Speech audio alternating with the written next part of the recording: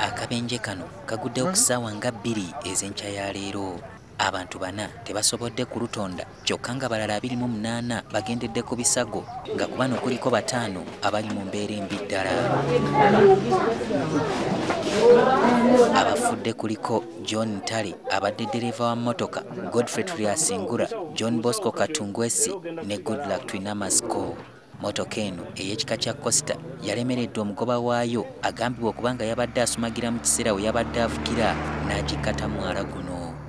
We twatuukidde mu kifo kino ng'abadduukirize ne poliisi bakola butassamukka butassamwoyo okuddusa abalumiziddwa mu malwaliro okuli Lyantonde ne Masaka.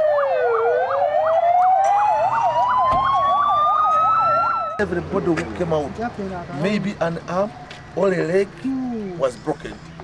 Nobody came out when it was nobody.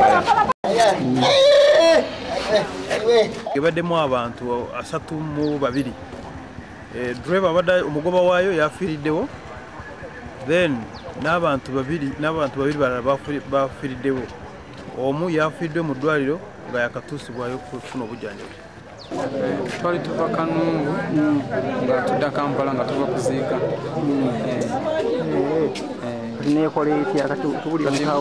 Motoka driver ye kennyini yali nga yebase.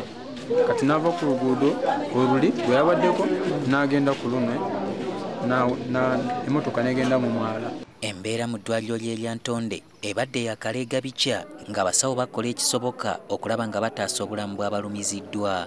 Ebisenge bwe bijjudde abamu babatadde mu nkuubo okugira nga basindirako awo.